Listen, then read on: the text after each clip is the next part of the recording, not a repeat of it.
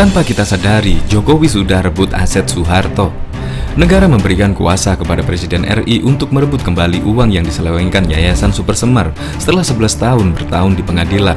Perlahan uang negara yang diselewengkan ke perusahaan keluarga cendana itu kembali. Kasus bermula saat Presiden Soeharto mendirikan Yayasan Supersemar pada 16 Mei 1974. Tujuannya untuk membantu pendidikan Indonesia.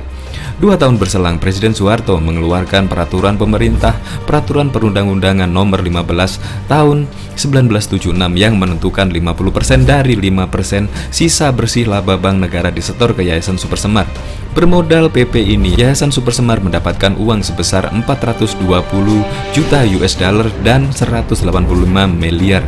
Dalam perjalanannya, dana yang terkumpul bukannya untuk beasiswa, pembangunan gedung sekolah, kampus, dan kawan-kawan, tapi malah diselewengkan ke bisnis keluarga cendana dan kawan-kawan. Di antaranya yaitu PT Bank Duta menerima 125 juta US. PT Bank Duta juga kembali diberi dana 19 juta US. PT Bank Duta kembali mendapat kucuran dana 275 juta US. Simpati air sebesar 13 miliar kurun 1998 hingga 1997 diberikan kepada PT Kiani Lestari sebesar 150 miliar pada 13 November 1995. Diberikan kepada PT Kalol Utama Asam Timber dan PT Tanjung Radep Hutan Tanaman Industri sebesar 12 miliar pada tahun 1982 hingga 1993. Diberikan kepada kelompok usaha Kosgoro sebesar 10 miliar pada 28 Desember 93. Sepanjang Soeharto menjabat, laporan keuangan Yayasan Supersemar tak tersentuh. Pasca lengser pada tahun 1998, uang yang terkumpul itu mulai dibidik sebagai bagian amanat reformasi. Hingga pada 2007, negara menggugat Yayasan Supersemar untuk mengembalikan dana yang diselewengkan. Gayung bersambut. Pada 27 Maret 2008, Pengadilan Negeri Jakarta Selatan PN Jaksel mengabulkan gugatan Kejagung dan menghukum Yayasan Supersemar membayar ganti rugi kepada Republik Indonesia. Vonis itu dikuatkan oleh Pengadilan Tinggi Jakarta pada 19 Februari 2009.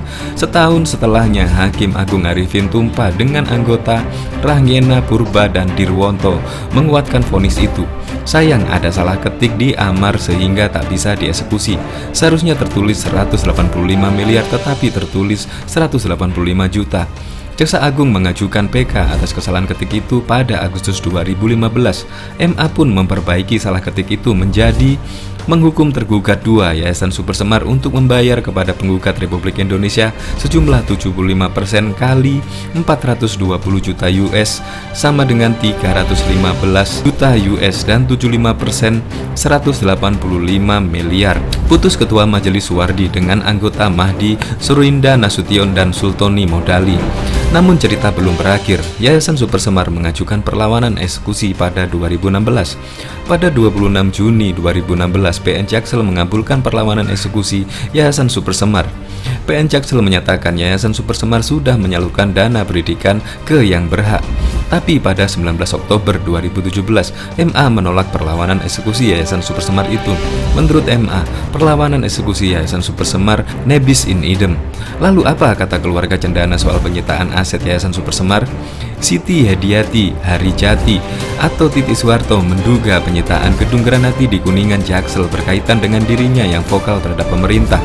Granadi itu ya, setiap kali saya bicara vokal ke pemerintah, selalu ada yang angkat mengenai penyitaan Granadi. Padahal ini cerita yang sudah beberapa bulan yang lalu, ujar Titi di Istora Senayan, Jakarta, Kamis 22 September 2018.